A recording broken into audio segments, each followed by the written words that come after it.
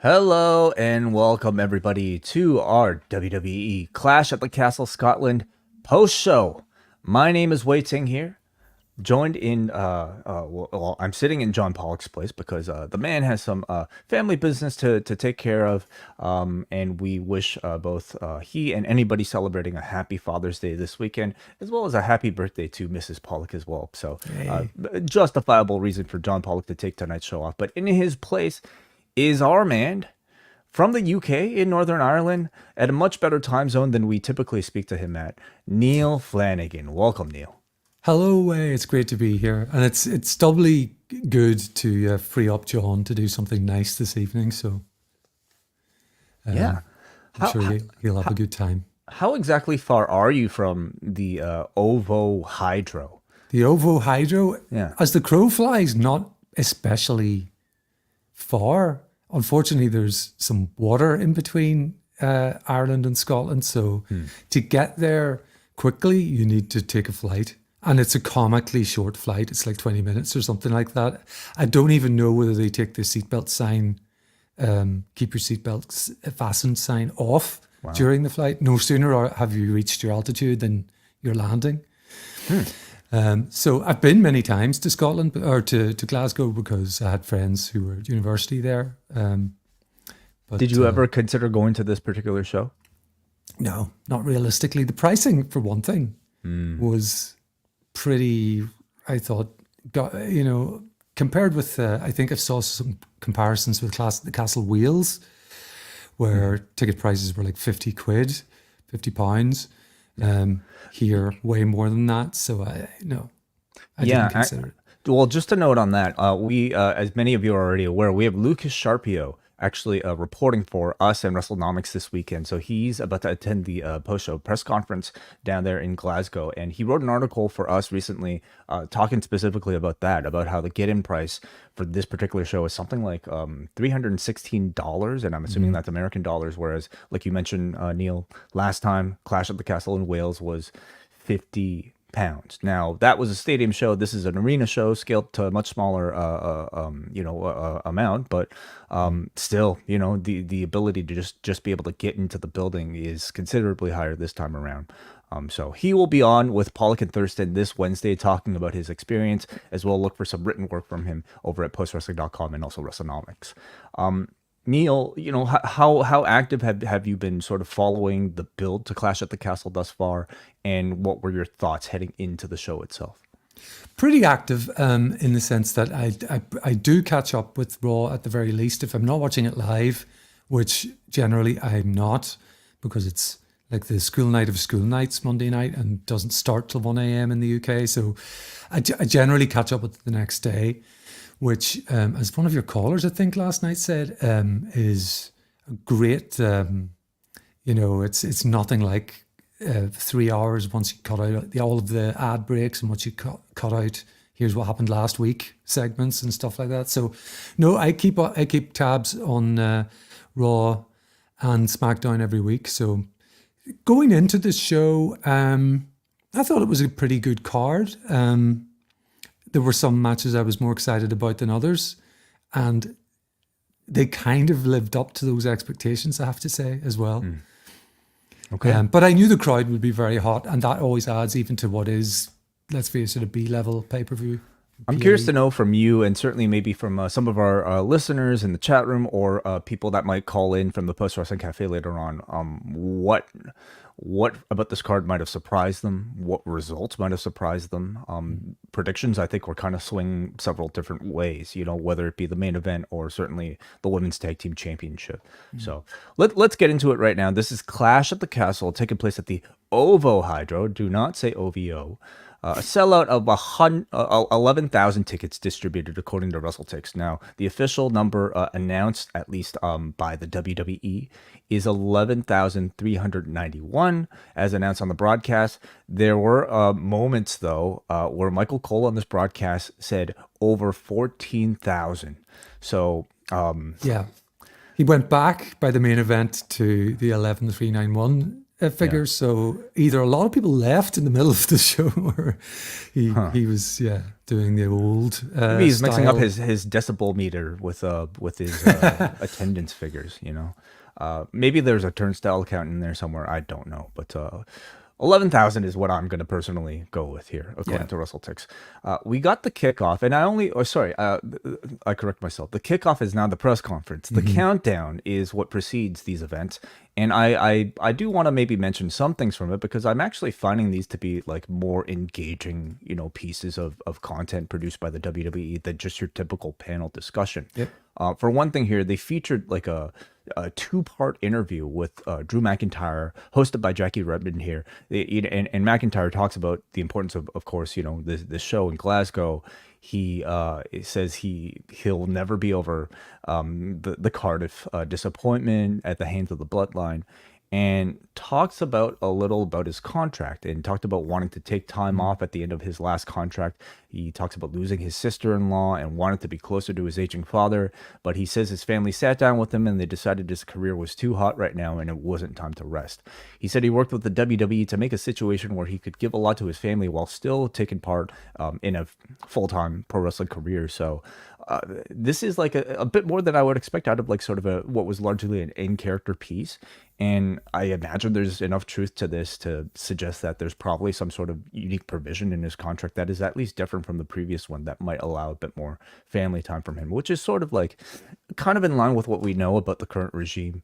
We all heard Randy Orton's comments recently about something to that effect about how different this regime is to the previous. So good interview, good couple pieces here, jumping very naturally between kayfabe and perhaps some real content in there. I was going to mention that. I mean, the bulk of the two parts of the interview were strictly kayfabe, but he was throwing in those nuggets of what has to be real in there too, which is, I think, interesting. Yeah. And you're right. I feel like these countdown shows have become more engaging.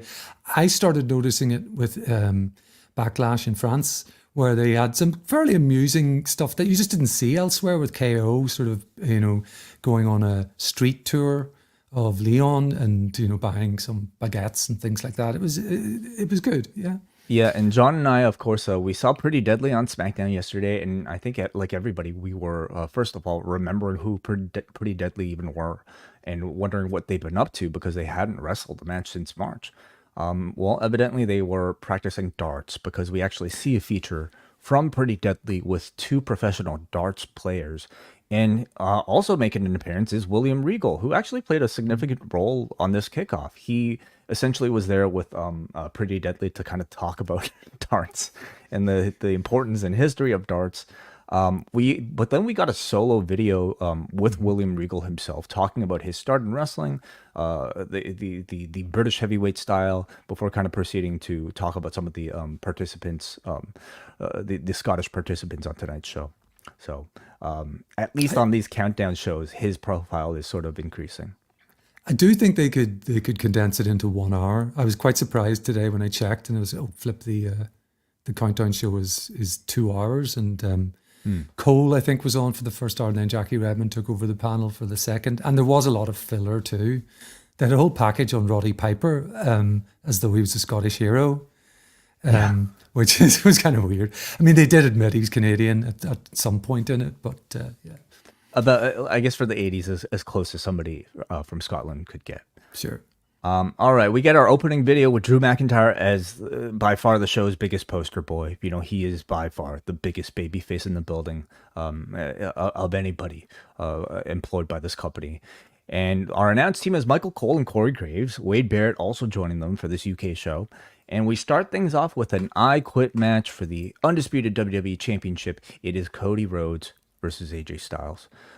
An incredible entrance here for Cody, where he comes out and the music cuts off when he's made his way to the ring, and the entire building is finishing his verse to Kingdom.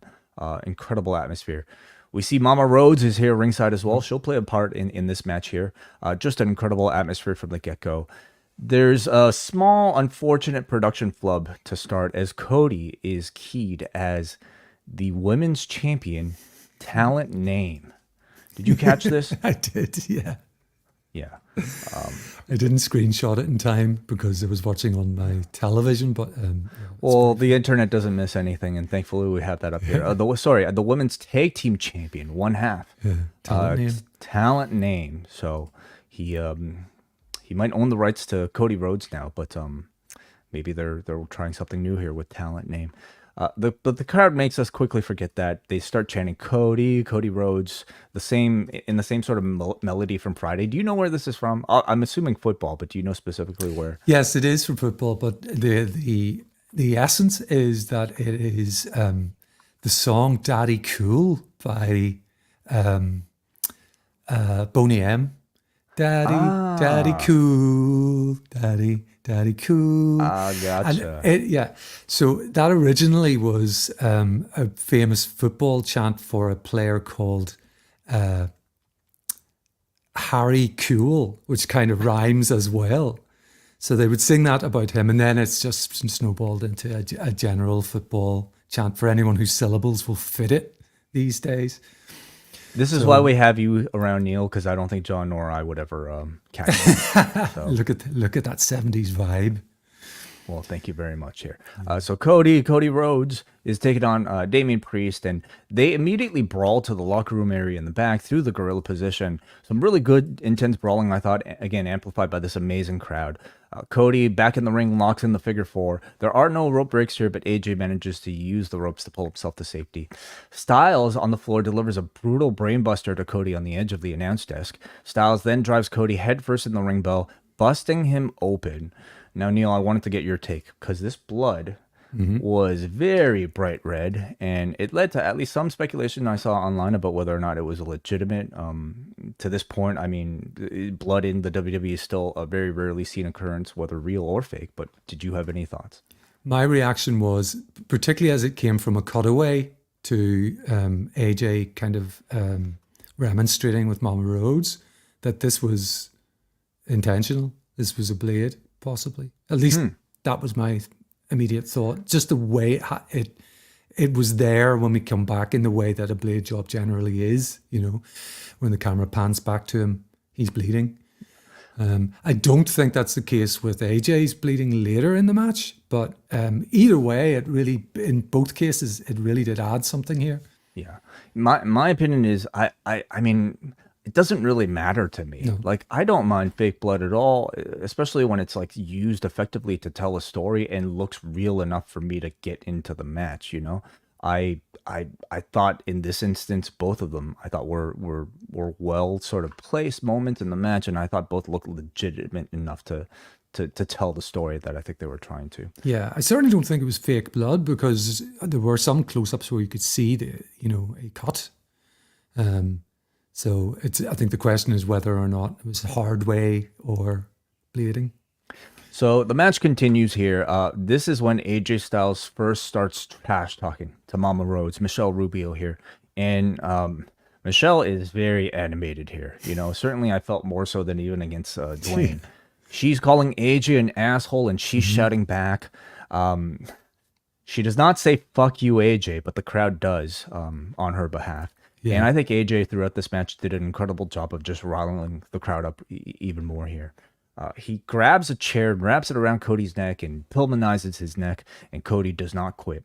AJ starts beating him with the kendo stick, which forces Cody to look at his mom as he tries to get him to quit, but Cody refuses.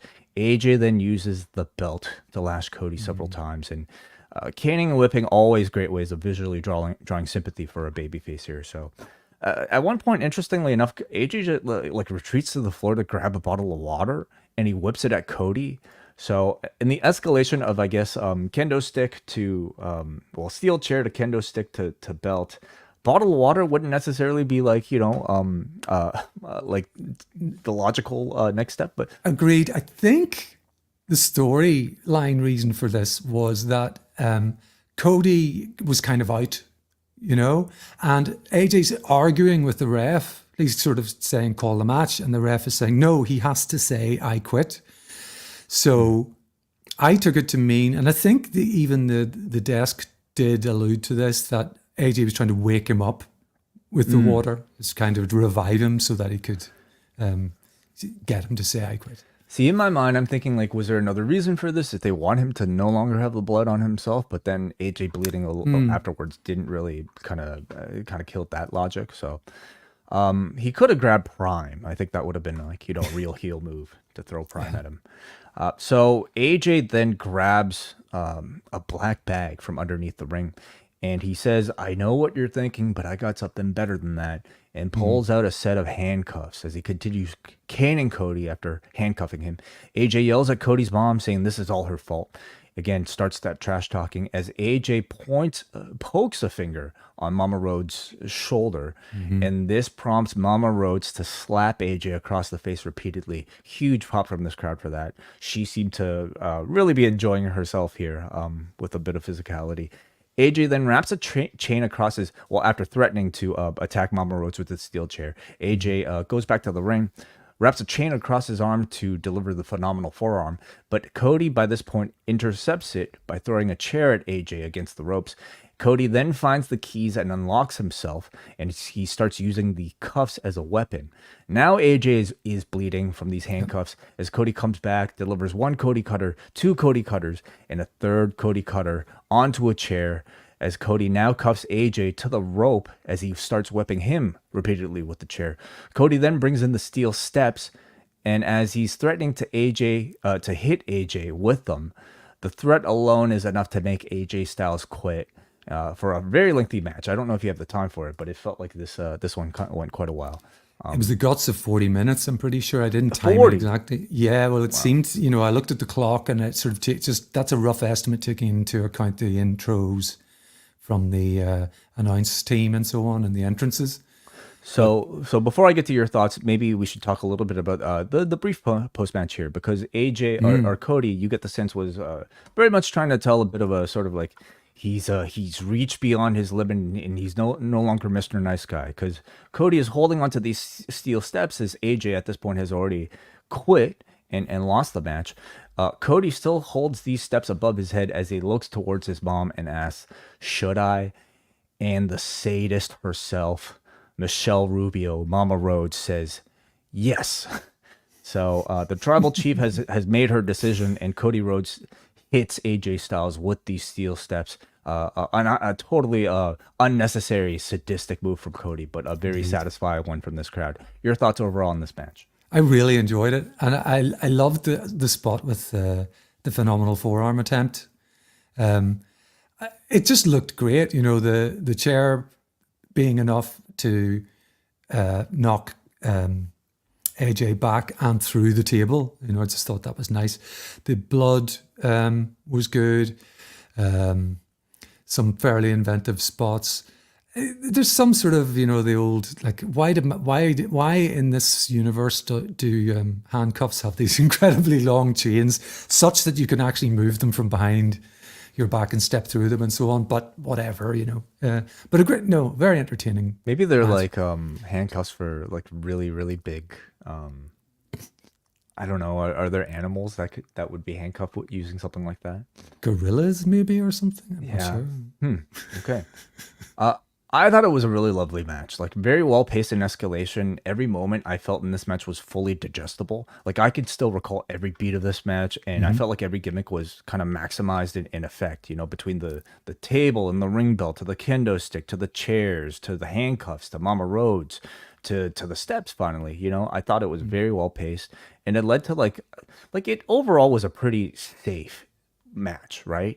Yes, there were a lot of kendo stick shots that I'm sure really sucked, belt shots that were really sucked, but like never anything I think that that threatened anybody's livelihood that much. Instead, like, I thought they really just relied on, I think, their wrestling ability, and their ability to play with the crowd. And to that point, I thought AJ was really outstanding here at rallying the crowd and rallying Mama Rhodes up. He played a great heel throughout this entire feud. And it resulted in an excellent showcase of Cody's babyface qualities, his ability to draw sympathy, his fighting spirit, that great comeback at the end. Very, very successful match that I think like managed to deliver something different, and maybe to some people, maybe even top their first match. Yeah, I think so. Yeah, could be a bit of recency bias there, but I've thoroughly enjoyed this. I wasn't too surprised it was the opening contest because I think everyone knew who would ultimately win, but it would be, what are these guys going to do? And I think they really brought it. So afterwards, we have Cody Rhodes celebrating it by the ramp, and out comes Solo Sikoa, who stands next to Cody, and it also prompts, of course, the Tongans to come in to attack Cody Rhodes. This leads to Randy Orton and Kevin Owens coming out to make the save because, of course, they are currently involved in a feud with the Bloodline. So we are building a little association here between Cody and the new Bloodline, and seemingly sets up a new, Cody's next program involving either Solo Sikoa or the rest of the Bloodline or whoever else may be working with the Bloodline. And, of course, it draws association with Cody and Randy Orton for what I'm sure is still going to be a future match in the immediate future, likely. Yeah. Any other thoughts on any of this result? I thought it was going to be a tough act to follow, and so it proved with the next match. But I thoroughly enjoyed it. And then I think we got a Las Vegas Mania promo with Triple H and a Priority Pass promo. You get yours? You're thinking of getting a priority pass. Have you seen the price of those things? They're absolutely insane. But I'm sure they'll sell out. Oh yeah. Up next, we've got Jade and Bianca Belair taking on Zoe Stark, Shayna Baszler, and the hometown heroes here, Isla Dawn and Alba Fyre. They air a video of Dawn and Fyre talking about Scotland. Again, just a full-on emphasis about just them being the hometown favorites here. But are they the favorites? I guess that's an interesting question to ask. They are the first to walk out. They have the Scottish flag. Kathy Kelly during the countdown mentioned Jade Cargill losing her bags in transit, but it didn't seem to affect her look tonight because she was in full gear here. Maybe a bigger story in an interview for her someday. There are some unique triple threat rules for this one because this one involves 3 women in the ring at the same time rather than only 2. So 3 people in the ring at any given time, and you can only tag your tag team partner in.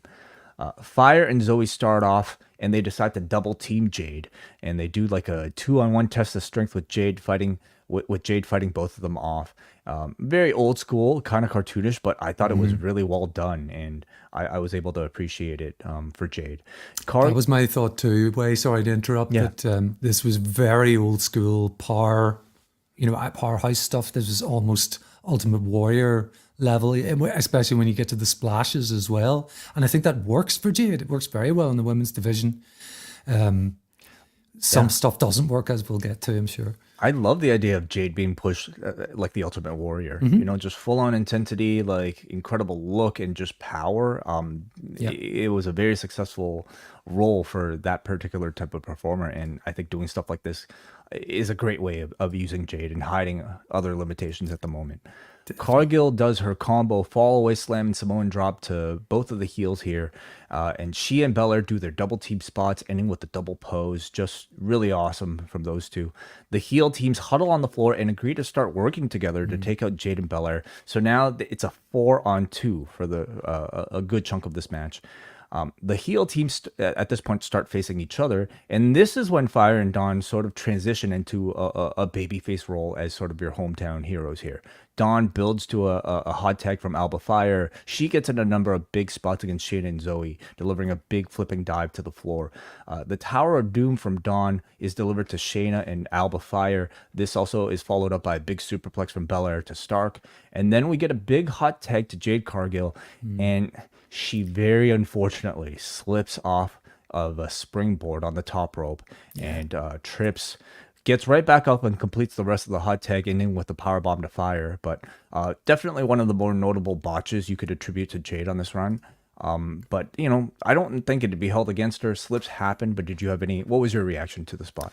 I thought it was unfortunate. It'd be far better if it hadn't happened, but I wouldn't hold it against her too much. I mean, we saw in the main event, very experienced, good wrestlers can slip, and sometimes with much more dire consequences than we saw here. She got up, she carried on. I was a bit more concerned about the tapping thing that I'm sure we'll get to that. Yeah. Just maybe to kind of finish on my thought on the botch, like botches will happen, but I think more interesting to study, and I'm sure from an office perspective, is a performer's reaction to it. How they manage to pick themselves back up and continue, or maybe succumb to being thrown off and getting lost. But I thought Jade, carried on admirably well here, like again, happens, but she proceeded. Shayna, as Neal alludes to, at this point locks in the Kirifuda clutch to Jade Cargill, and Jade does a small phantom tap that the camera can clearly see, but it was out of the referee's vision. Now the announcers pick up on it and they emphasize it. There's still question though about whether or not this was a planned spot. Because I don't think it really resulted to anything sensible in the finish. That's exactly my thought. This didn't really lead to anything in the finish. It was very early in the Kirifuda for a tap. It just felt like a misstep. I can't imagine that this was laid out. Yeah. So again, spoiler alert. They lose the championships. I could see wanting to do a phantom tap if you're trying to build to a rematch between Shayna and Zoe against Cargill and Belair, but Cargill and Belair have lost the title. So was this phantom tap? And also Jade is so protected that I just can't see them booking a phantom tap for her in this fashion. So was this intentional? Was it just a bit of a screw up? There was a point a bit later on in the clutch where she kind of does it again, but it was more without open palm. And this is debated even in jiu-jitsu and MMA. Is somebody simply reaching and clutching for a struggle, or was it an actual tap? But something tells me this might have just been sort of an unintentional thing rather than anything that was supposed to lead to a bigger story. That was my immediate reaction. In my notes, I think I've written something like "must be an error." It didn't play into anything that came after. It was again very early in the hold for a powerhouse. This powerhouse of the women's division to be tapping out. I don't think so. And as a result, that is something I think you can criticize the performer for. Kind of leading people on in a sort of I would consider that more of an error than even just the slip itself. Belair breaks up the clutch with a 450 to Shayna Baszler. And speaking of errors, I mean, it was a beautiful flip, but she lands knee first to Shayna's back. So that probably didn't feel good, too good for anybody. And then at this point, I'd say the match to me kind of looked like it was falling apart with everybody just kind of stumbling a little, things happening really fast. Belair and Jade hit their DDT and wheelbarrow combo, but Dawn breaks it up with the cover, and Dawn instead goes to take the cover off of the DDT and wheelbarrow, and Dawn and Fyre get the upset victory here, winning the championships in their hometown. Maybe before I get your thoughts, Neal, so the celebration is wonderful. This hometown crowd explodes. They probably didn't expect this result from, two relatively unknown teams against your dominant superstars of the division. But Dawn and Fyre get a wonderful moment, and it's at this point where they're celebrating with their family ringside. And Michael Cole does make mention of recent tragedy in Alba Fyre's life. And we do know that she lost her mother 3 weeks ago due to a car accident when she was visiting Alba Fyre in Florida. That kind of made this moment that much more meaningful and significant. I want your thoughts on the match itself as well as the result here. Did you think they were the right moves, and your thoughts on the match overall? First few minutes of the match I thought were great, and as we alluded to, I think that Jade in that kind of power role looks great. The double fall away slam, even just simple things like the splashes, looks really impactful because she's bigger and she's more muscular and she's imposing and she looks wonderful. But like you said, we've already touched on some of the errors, particularly I think the tap, if it was an error, and I think it was, and the finish, which seemed to be kind of sloppy, seemed to come from nowhere. Now, the result, I think it's probably lovely for the hometown girls to win the titles. And I know, because we do know this, that the titles are meaningful to the performers. We know this because of Naomi and then Sasha Banks walking into the office, putting the titles on the desk and walking out of, was it Raw or SmackDown? I can't remember which, but walking out of television basically over their booking as champions. So the performers care about these things. So it was a nice moment for them, but I feel like just as these titles were being, and I should add, particularly for Alba Fyre, given what she's been through in the last 3 weeks, but given that we were finally having these titles elevated somewhat by Bianca and Jade, they get hot potatoed again to an act that is not hot, that I have to say is kind of, I mean, these are two very good wrestlers, but in my mind, they're hobbled with a silly, kind of spooky gimmick where you have to finish every sentence with a terrible fake laugh and big evil smile and all of that. I don't think these two are over enough to be holding the belts yet. I don't like Jade and Bianca losing them. So it makes for a good moment on a one-off show outside the US, but where you go from here, that's an open question. Mm-hmm. Well, for some thoughts on the match, I really like the story of the match itself. You know, I thought establishing the dominance of Jade and Belair as an act that required the heels to team up together in a 4-on-2 was a great way of, again, like making the baby faces feel like really strong baby faces. And then some really nice moments that they gave to Dawn and Fyre in the body of the match itself, just to kind of showcase their hometown appeal.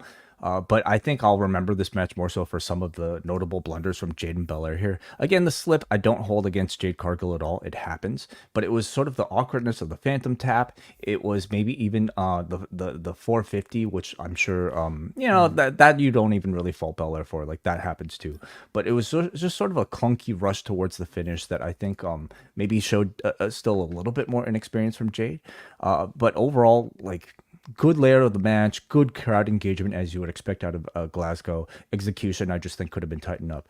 Talking about the finish, of course we have to ask whether or not this was always the plan, whether or not if it was even always the plan to have Dawn and Fyre to be a part of this match, or if this was supposed to be Shayna and Zoe in a singles match, because like Dawn and Fyre, they really have given very little storyline development to in the build up to this. If they were actually challenging for the championships in their hometown, you would figure they would have started their TV appearances that much further. So it absolutely felt rushed, and this maybe felt like a bigger upset than like in not necessarily a good way, you know, for a team that has almost zero recognition on TV.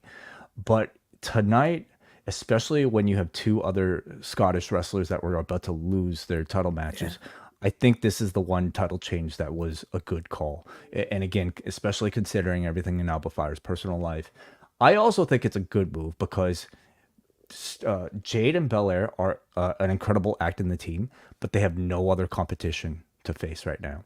And rather than having them just kind of go on and face, I don't know, Shayna and Zoe again, or like Chance and Carter or whoever, having a bit of a hot potatoing of these championships is an effective way of creating a compelling rematch for Jade and Bianca, so that hopefully their next title defense or title challenge, title match, period, is that much more interesting.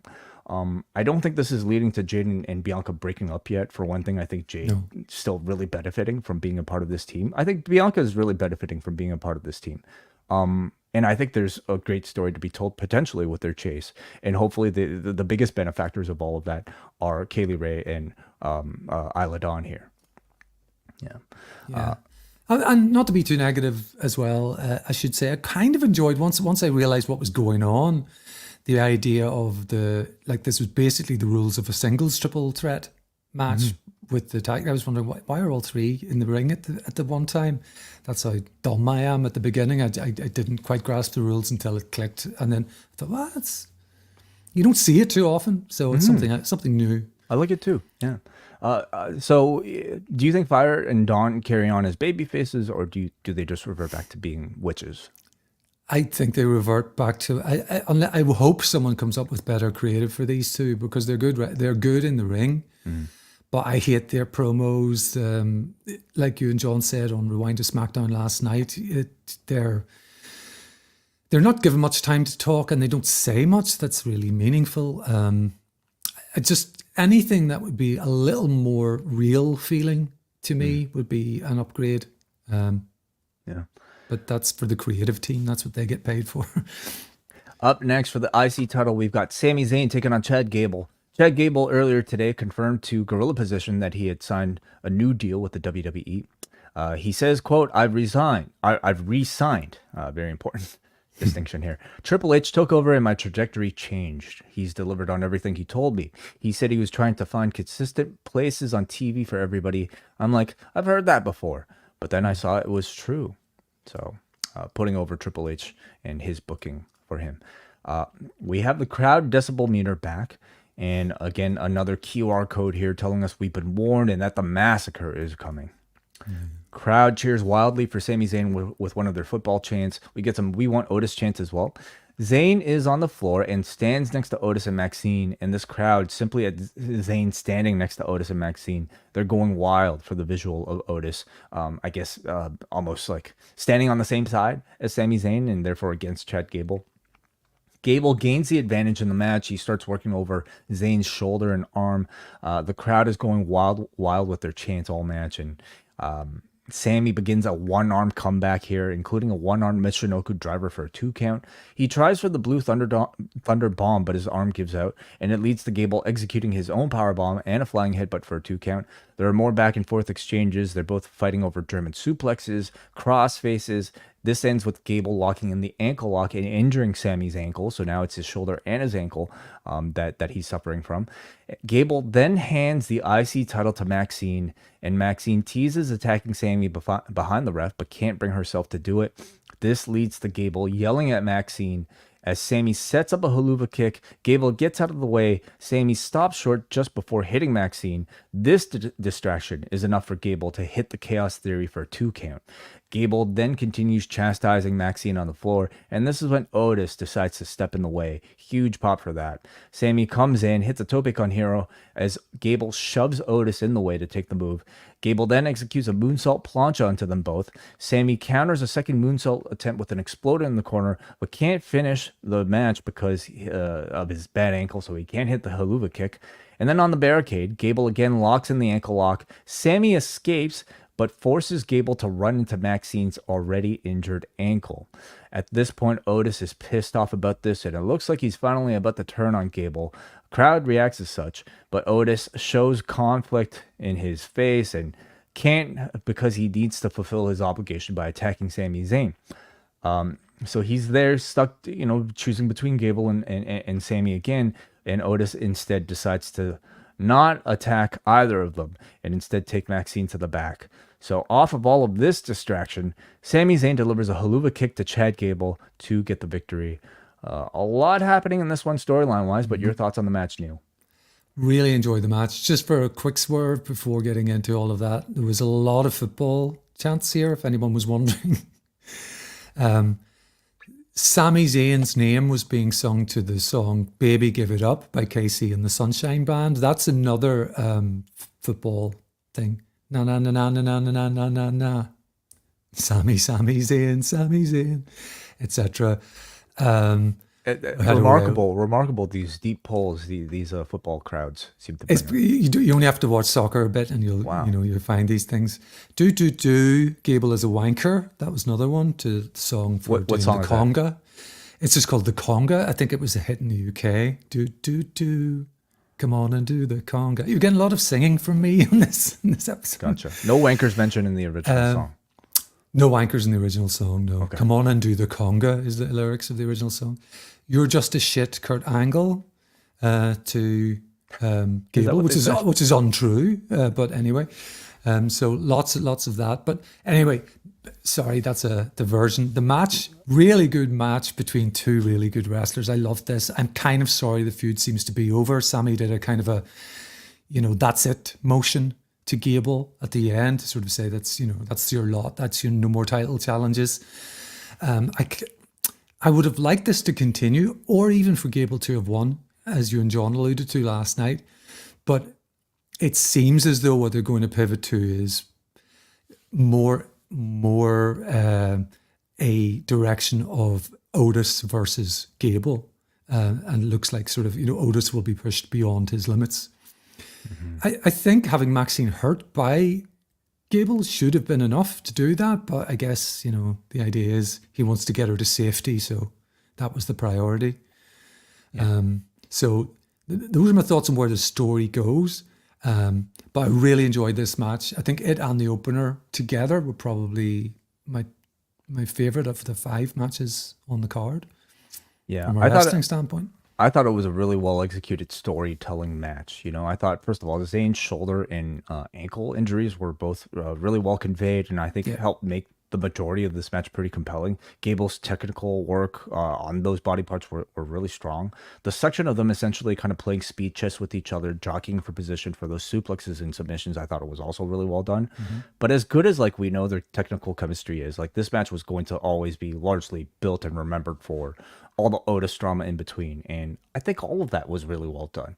This crowd is begging for Otis to turn, and they have made the decision to continue delaying it for a bigger result. And at this point, judging by how I'm feeling about this feud so far, I think it's the right move. I think there's still a lot of time, life left in the tease. Now, the big question is whether or not it was the right move to not crown Chad Gable with the IC championship. Let's remember those failed attempts at beating Gunther for it. He fails yet again to beat Sami Zayn for it. Does this harm Chad Gable in a significant way? And I personally don't really think so. For one thing, I think there are bigger money matches to be made for Sami Zayn defending the championship in this run, especially with Toronto coming up. I also think Gable defending the IC title against Otis, that would have been a big program, but I also don't know if I see Otis as an IC title level singles competitor yet. That match is, Otis has to win this feud in the end. Yeah. And if they had the title, then it would have to result in Otis winning the championship. And I just don't know if they have those sort of plans for Otis just yet, even though he's developing really well. I also think Sami at this point moves on from the program, and Otis and Gable can still continue their storytelling without the championship. So I think ultimately they're looking to get everybody over. Sami kind of, might be the guy to handle the championship a bit better than either of these two, but these two still have each other with a lot of airtime, I'm sure, that they can fill. Yeah, and I think there is more to be squeezed out of this. The people at this point are absolutely desperate for Otis to snap. And yeah, let's prolong it a little bit longer so that the crowd go absolutely crazy whenever he does. And just to your point, I don't think the loss hurts Chad, because the villainy is really kind of the point of his character at the minute. It's just how awful he is to these other two. So, play off that, beat him, and then we can start to rebuild something else for Chad Gable in the long run. We go to the back where Fyre and Dawn are speaking to Kathy Kelly. They say that they were never going to let Scotland down. They had all of Scotland behind them, and they say that they're going to hold these titles for a while, which are very ominous words for champions that have been very underbooked. So, or wrestlers that have been very underbooked. So we shall see about that. Piper Niven takes on Bayley up next, and this is actually Bayley's legitimate birthday, her 35th birthday. So happy birthday to her. Good reaction for Niven during her introduction, and a little bit of booing actually for Bayley, but the crowd still starts the match by singing for her. Chelsea Green, of course, is out with Piper Niven, and she gets repeatedly involved early on. She tries to complain too much to Charles Robinson, and this gets her ejected for a big reaction. Piper at this point takes control. The crowd is vocal here, but I did find the portion a little bit slow and a little bit directionless. Yeah. What did you think? I think this was by a mile the match that the crowd were the least heated for, and you could sort of tell this was a lull. I think they were recharging for the main event at this point. They got, as the match went on, they got more involved in sort of pointless chants and stuff like that, where they weren't really reacting to the spots, and I thought that was quite noticeable. I felt kind of the same way myself. And wait, could you put the match graphic up again there for a sec? Because something's occurred to me. Okay. That does not, for people listening on the podcast, this will mean nothing, but for those on YouTube, the match graphic, Bayley looks like a kind of an alien version of herself there. I don't know how they do these renders, but the top half of her face just does not look like Bayley to me. Is that right? I don't know how you see that, but her face looks odd. It doesn't look that off to me, but obviously there's I mean, these are photoshopped. These are, heavily airbrushed. Yeah. Not to mention like Also, makeup, right? sure. Also, like, I don't know what's going on over on the left. Looks like a Looks scene like from some Lord sort of of the Rings. Yeah, it looks like an alien invasion of some sort that is behind them.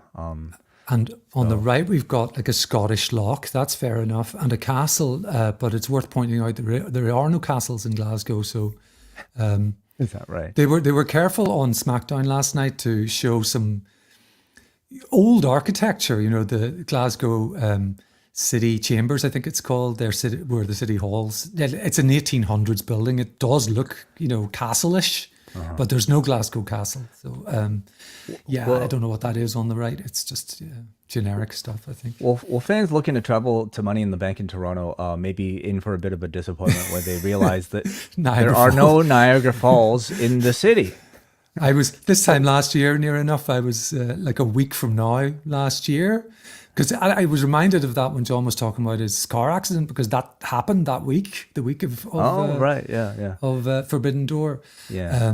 And he soldiered on manfully, through everything else at the Forbidden Pour. Yeah. But yes, that was my first visit to Toronto, and I was like, "Where's Niagara Falls? What's going on?" Yeah, and that did not stop the WWE from showing scenic shots of Niagara Falls in their promotion of Money in the Bank. I mean, it's 2 hours away, but I guess to them it might as well be a 10-minute drive from the city. Whatever.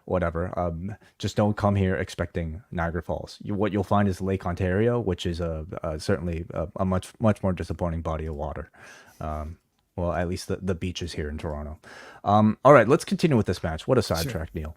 Sorry. Bayley delivers a big elbow for a 2 count, and then delivers a Bayley to belly off the second rope. But out comes Rey Mysterio from Halloween Havoc, 1998, straight out of a time machine. But this time he's wearing a plaid skirt, which is a very unique look for Rey.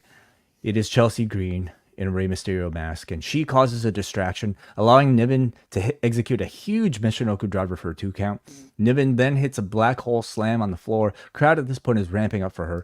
Bayley again tries to hit the rose plant, but can't. Instead, she, back in the ring, manages a crucifix driver to get the victory. A little bit unexpected, as I don't think I've seen Bayley win with the crucifix driver before, or even a crucifix pin, but I guess one of those, sort of surprising finishes in a match result that probably wasn't all that surprising to begin with. But what did you think about the match itself?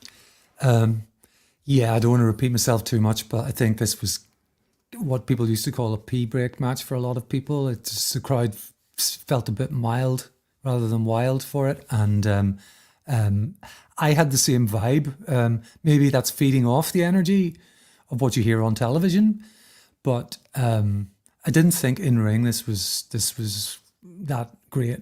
The two just didn't gel very well for me, and the Chelsea Green as the mystery luchadora thing. It's just not for me. Yeah, I didn't think this match got to a high enough level to impress me or make me think that, like, coming out of this, I wanted to see Niven in a higher position on the card. Like, I thought when she was in control in the match, I kind of felt like there was a clear lacking of intensity and confidence for somebody who should be a monster in the biggest match of her life in front of her hometown or home country crowd, I should say. And I actually think, in a way, like, that sort of silence in between when she had control of the match kind of showed me how necessary at this point Chelsea Green might be to the success of this sort of ensemble at the moment, the two of them. Yeah. Or maybe it just shows that, because of the reliance on Chelsea, it hasn't really given Piper the room to kind of develop her own thing. So that she can kind of stand just alone in a match like this. So I hope she does develop that. Like, this wasn't, again, a blow-away performance, but the talent's there, right? So I'd hope she continues to get those chances. Pretty good level of reaction, from the crowd by the end. By the end. Michinoku driver looked amazing and made for a very convincing near fall. Okay match, but for my taste, almost even a little bit underwhelming here. Same. And then we have our main event. Well, how do you like these 5-card shows, Neal? I think they're too long, but I mean, I do like that there's 5 matches is fine. But there's so much padding. We still have the WWE Network over here. I believe you do in Canada as well, rather than Peacock. So we get, instead of ad breaks, the kind of whatever Michael Cole says for subscribers to Premium Plus. So you get all this bumper stuff. Sometimes longer video packages. Sometimes really quite random. The history of Jey Uso, pocketed into like a 3-minute segment. So it does feel drawn out for that reason. But yeah, it's fine. It's fine. Like John said last night, we knew it was going to be 3 hours. Mm-hmm.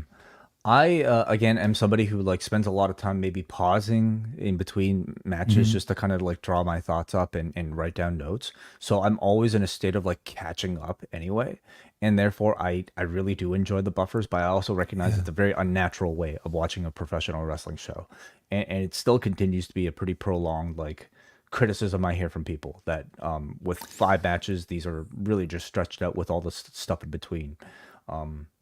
But it's how they make their money, through advertising. I'm sure it makes Peacock quite happy, and it'll probably make Netflix also very happy when they'll have that space.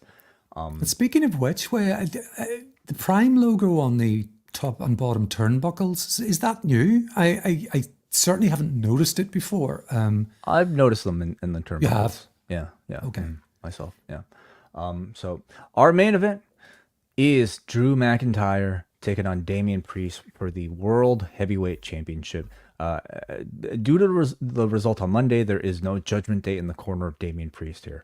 Drew McIntyre does get, for his entrance, a bunch of pipers here. So, did you like the entrance? Yeah. The Inveraray District Pipe Band, I had to write that down. Of course, I didn't know them on site. Playing Scotland the Brave, and drew out to a crazy reaction. I think I saw the Live and Loud trademark meter hit 106 decibels at one point as he came out here. Oh, broke the meter almost here. Yeah. So the crowd is going crazy for him. Drew is signing autographs. The flag is draped across his back, so it's a total babyface moment for Drew McIntyre.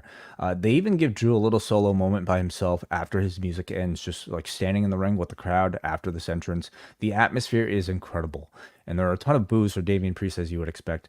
As massive as like Cardiff's stadium size crowd was, like hearing 11,000 people packed into like this closed roof arena, I thought like made this moment feel almost just as significant for Drew McIntyre on TV. McIntyre starts off really hot in this match, okay? He delivers a toe pick on Hero to Priest right away, but Priest quickly gains the advantage as he's playing up the reaction really well here in enemy territory. Drew hits the Michinoku driver, our third one of the night, gets a 2 count out of that, and at this point in the match, Priest goes for a tope con Hero, okay? His usual sort of mid-rope step up into a flip dive, but this time, he flips and gets caught he slips and then gets his foot hung up between the top and the second rope, a la, Shawn Michaels in the ladder match against Razor Ramon. And he's now completely hung upside down. And rather than struggle to get immediately out of it, I get the sense Priest immediately recognized what a gift this botch was, as he just kind of laid there and Drew capitalized by stomping at him.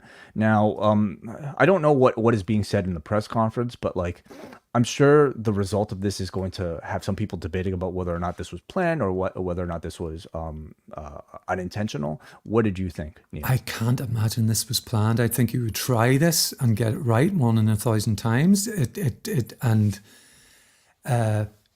Hopefully he's not hurt. He sold his ass off for the rest of the match. It was so good that, I was like, is there a hairline fracture here? I still wouldn't be surprised if there were. But this was, like you said, an absolute gift, because I can't imagine this being rehearsable and being repeatable. I think it was Yeah. given the assumption that he's not hurt, an absolute gift, wonderful, and Drew, they just kicked at him and then went to gloat at the table, and the announcers did their bit as well, saying, well, he's not going to win with him hanging there, he has to do something, so Drew eventually gets him out of it. It does show how tight these ropes are from when I started watching the product, which is many, many moons ago in the sort of early 90s, where I think Jake the Snake was sort of famous for getting accidentally, would get into like almost crucifix position and hang back into the ropes and get hung up on the ropes that way. This looked so tight, and the ref is trying his best. And Drew even tried at one point to pull the ropes aside to let the foot out. And that was just no go. The only way to get him out was to basically reverse his position into a standing. I'm with you. Like when you just simply think about how difficult it would be to make this an intentional spot, I think I'm more likely to think that this was totally unintentional. But you can also maybe tell because like Drew didn't really have much to do with it. He did stomp him a few times, but beyond that, didn't really have much kind of to work with, as he was kind of talking about. Now, the fact that like it was, let's say it was a botch, you really do have to commend Damian Priest for the way he was able to improvise. We think improvise, he could obviously be legitimately hurt with his ankle, but he used the ankle for the rest of the match in his selling and maybe even a bit towards some of these near falls. So let's discuss the rest of this match first of all. So Priest stops a white noise attempt from the second rope, and he instead lands a razor's edge on one leg for a 2 count. They do some yay boo with strikes, and again, Priest is continuing to show his ankle is bothering him throughout all of this. Drew kips up, he signals for the Claymore, but Priest retreats to the floor. They fight on the floor. Drew ends up Claymoring Priest through the barricade. Back in the ring, a Claymore is intercepted with the South of Heaven for a 2 count. Priest continues to sell the knee, but executes a Hurricane Rana. Priest at this point hobbles, and Drew no-sells the Rana and hits a Claymore out of nowhere for a huge pop from the crowd. At this point, we have a ref bump.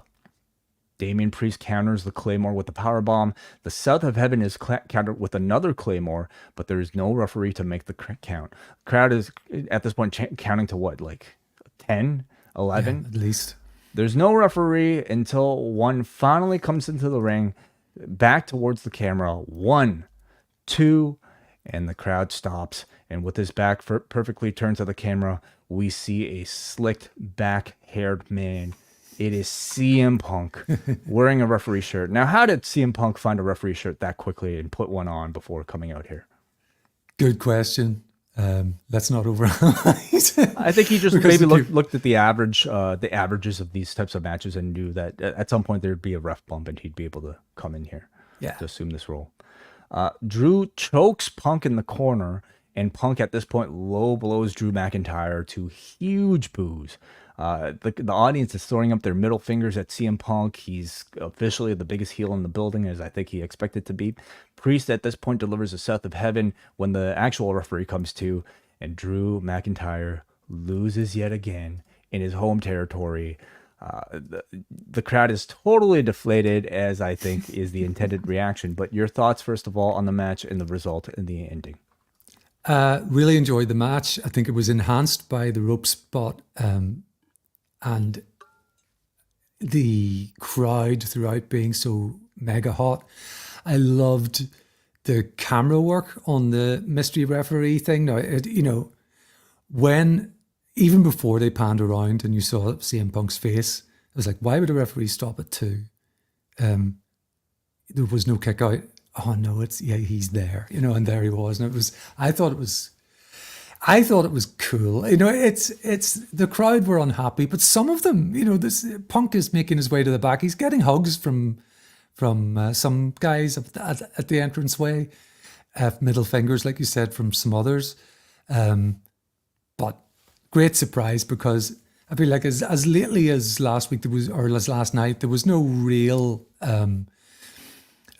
sense. You always get the fake CM Punk spotted at airport photograph. That's usually from years ago. and you can tell by his hair and stuff like that. But no, they snuck him in, kept him off this kickoff panel, so it was a good surprise. They totally underplayed his involvement in any of the festivities this weekend. There were reports from Fightful that he was backstage as of today and wasn't necessarily hiding. But it is definitely, I think, intentional that they didn't really advertise him for any of the other events here. The chat room, let me just kind of interrupt myself and say they are informing me that WWE put up a video on their Instagram showing how CM Punk got a referee shirt on. In the moment when he saw the ref bump, he asked Jessica Carr for a shirt, and they do explain it. So I stand corrected. I love that attention to detail. Me too. Tremendous, and it would not have been the case a year or two ago that they would go to those lengths. So I love it. I thought the match was excellent, and you have to give so much of that credit to this crowd, and for that you have to give credit to the way WWE presented Drew McIntyre throughout this entire build and pre-show and all the way up until the walkout as this hometown hero finally trying to finish his story. Of course, you have to credit Drew McIntyre for an outstanding performance here. Like, he felt, every time they come to this part of the world, he's going to be like Hulk Hogan, to these people, and he really does just assumes that role incredibly well. But I do think, for my opinion, the MVP of this match to me may be Damian Priest.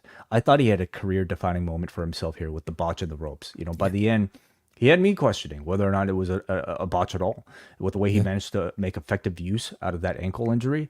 Again, whether or not it was intentional, I thought it effectively captivated me for the rest of the match. It's kind of one of those memorable botches that added to the drama, kind of like, when Taker missed his dive at WrestleMania 25. The finish, I could see at least people debate. Like, I think we were debating last night, me and John, about what the result of this match was going to be. Do you have Drew McIntyre lose yet again in home territory? Do you end Damian Priest's run relatively prematurely, in my opinion? They went with this finish, and yes, it did deflate the crowd for the night, but I don't think you should shy away from a disappointing reaction or comparisons to the way Vince McMahon used to do things, simply because it might deflate the crowd for one night when it tells a bigger story later on. And I thought tonight, this was all done to help tell a bigger story and elevate more people in the build up towards whatever destination that you have.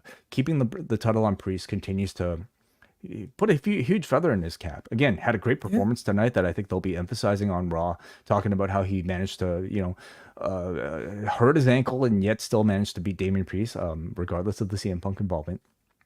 But it seems to set him up for a match against Gunther. And then I think for Drew McIntyre, the match with CM Punk is big enough that it doesn't require a championship. Yeah. It's a semi-main event just on its own. I think so too. And I also think that the world heavyweight championship is still, even with Seth's run with it, is still not quite, well, never mind not quite, it's not on the level of the belt that Cody holds. The Drew CM Punk feud he's heated up even more by this, and it's been wonderful so far anyway, and it doesn't need that title. So overall, your thoughts on Clash at the Castle, Scotland? Very enjoyable show. I think we've pointed out what were some of the slightly lower points of it, but for a 5-card match, I think at least 3 of them were, I would say, excellent. The opener, Zayn and Gable, and the main event. Yes. I hate to say it, but yes, the men's matches were the quality ones. The women's matches, I think, significant. The tag team match significant because of the result. I think significant just, I thought the match layout for the tag team match was really good, but I think the execution could have used a bit of work. I was admittedly disappointed in Niven versus Bayley. It wasn't really a hot story to begin with, and the match was okay, but on a show where I think everything, you had a crowd here that would have elevated everything to be good to great. I don't necessarily feel like it got to that level for me. But for a 5-card show, I don't really have too much to complain about. It continues to kind of live up to the quality that we've come to expect from these PLEs. Yeah, I agree. And all heightened by the crowd, like you mentioned. We are in a run post WrestleMania. up to Money in the Bank, where it is often a kind of a slightly off season. So I think taking these shows overseas, like we saw in France and we saw tonight, really does elevate it. Really makes it feel special. So those are some of our thoughts, and we want to know what you guys think. Whether or not you're in the chat room watching us live right now, you could send a super chat at this moment. If you're a Post Wrestling Cafe patron, you can either call in using the StreamYard link or writing some feedback over at forum.postwrestling.com. We invite you guys to get your word in right now and tell us what you thought overall about the show, what you thought about some of these results that I think were at least surprising in several instances. Certainly the tag team title, the women's tag team titles was a shocking upset. I think a lot of people would have expected Chad Gable to win his match against Sami Zayn, and I think a lot of people would have expected Drew McIntyre to beat Damian Priest tonight in Glasgow. So let us know what you guys thought. First, let's go to some super chats here. First of all, Jake from the Windy City, who's been a member of our YouTube channel for people who choose to get our bonus content on the YouTube platform for 17 months. Thank you very much, Jake. He says, Cody is still the real deal. Great match. I can see AJ take some time off after this. Maybe a surprise TNA appearance. Ooh, can you see that? It's possible, of course. Yeah, I wouldn't be at all surprised if AJ disappears for a little bit. Can he make a TNA appearance? I mean, yeah, sure. I do think he's like riding off of like some really good momentum coming off of this, and I wonder if like now would be the time to like have him disappear, because I think for the first time in years he's developed like a lot of steam and momentum as like a significant character who has proven now that he can actually speak and do a good bit of acting. So I would like to see him capitalize on that sooner than later with like a big program on SmackDown. It's a very fair point. I think that, yeah, in recent weeks, particularly the retirement thing was as good as we've seen AJ in the acting department. So that's a very good point. Wade. He has formed. My thought was, where do you slot him at right now for something new? But of course, that's the name of the game, is always keeping these stories going. So he has reformed like a union with Carl Anderson and Sex Ferguson. What's the dude's name? Luke Gallows. Luke Gallows. But they haven't really done too much with that, you know. So I think it opens the way for maybe some form of like trios, faction warfare if they want to go there. So I'm kind of curious. And there's always the outstanding stuff with Michin that they've kind of yet to really address. So, but thank you, Jake, for that super chat here. Let's go up next to George Jenkins, who sends 2 super chats of £9.99. I don't know if that was a mistake the first time or not, but we thank you either way for the support, George. He says, why is no one talking about the grating way Samantha Irvin says, Chelsea Green? The same with Ludwig Kaiser. It's fine for her to add some characterization to them, but I think these take it way too far. Well, nobody's talking about the grading way she's doing it because we all fucking love it. It's amazing. I'm sorry, George. The Chelsea Green thing was taken away from her for a few weeks in my memory. And I was like, that was kind of fun. You know, it kind of gets over Chelsea's character a little bit. So I respect your opinion, George, but I disagree. I love Samantha's announcing. I understand like somebody wanting the preference of like, you know, a role like that being somewhat neutral and maybe you could even argue like robotic. Like it's kind of how I prefer, for instance, GM type of roles on television for my wrestling. And that's because we've seen so much of the opposite. I don't think that's the case for this. Like, certainly that's a role that could use a bit of color. It could use a bit of like sort of uniqueness to make the atmosphere feel that much more special. And there are no bad things I think you can really say about Samantha Irvin's run so far. Like she's starting to head towards like the territory of like being maybe like among the best types of announcers that they've ever had in this company. And part of that is because they allow her the space to kind of create her own thing. So, although to meet George halfway, I will say, you know, what they're doing with Kaiser at the moment, maybe that could be, you know, a more aggressive Ludwig Kaiser might be. Maybe they should hire you. You know. No. Okay, let's go to some of our phone calls here. I want to start things off with Ian from the Best Film Ever podcast. Welcome, Ian, to the show. Hello, gentlemen. How are we doing today? Doing very well. Yeah. Gotta love a UK-based PLE, because it means that those of us based in the UK, I mean, Neal keeps ungodly hours, but those of us, keep more normal hours can actually still join in and give a ring in here to Post Wrestling. So thanks a lot for letting me chip in. Like to say a thing I liked and a thing I didn't like, if I may, about these. On a side note, these 5-match shows can be a slog. I mean, I like the concept of a 5-match show, but I think we see with all the buffering, all the bumpering and sort of ads that take place, which I get the reason why they exist from a business perspective. But then on the flip side, not every match has to be a 20-minute, 15-minute match. I mean, I think we've lost the art of the 8 to 12-minute middle of the show match, which allowed it to have a sense of pace. And then when you get to your big main events, yeah, you can stretch those out. But I think it just causes the middle of some of these matches to drag beyond their means. And I think you look at the Piper Bayley match and you sort of see what the impact of that can be when you go 2, 3, 4 in a row.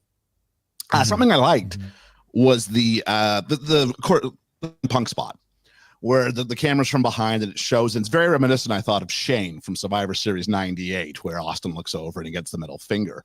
Of course, this time it's Punk saying it's a 2 count, but of course, in this country, the UK, that 2 count has the same meaning as Shane's famous middle finger from 98. So I think that has to be a bit of an intentional Easter egg kind of moment. Sure. And I did like that. Thought the Punk Drew stuff played out perfectly.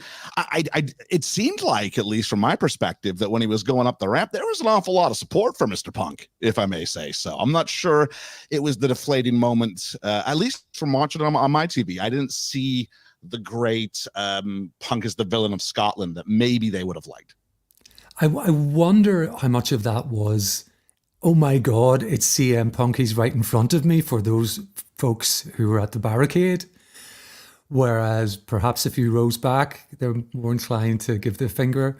Punk is also like the level of guy who, especially with an unannounced appearance, can kind of like almost usurp any sort of like traditional heel babyface type of like booking, Yeah, it could be something to what Neal is saying. It could also be at this point like a crowd recognizing that, hey, like we didn't really expect Drew to win anyway. We expected CM Punk to eventually get involved. We got it. How mad can we really be about Drew not winning?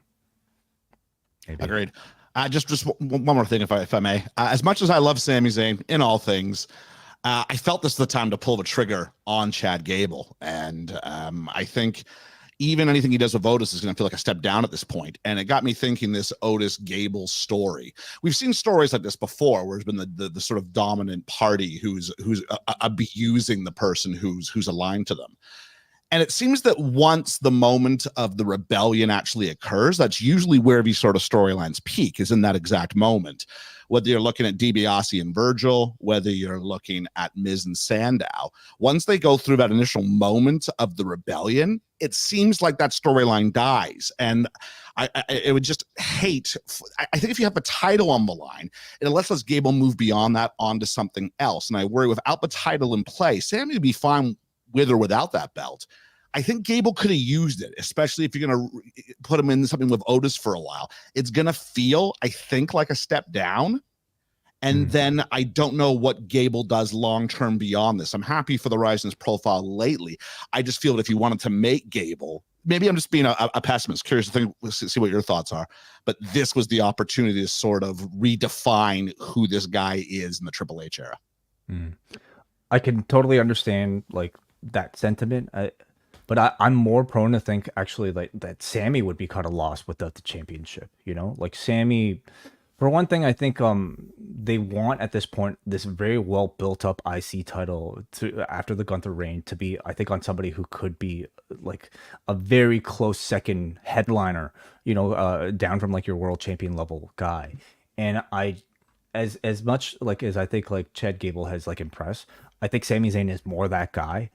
For a lot of different crowds. Like he's the type that I think you could pair with a whole lot of other people on this roster.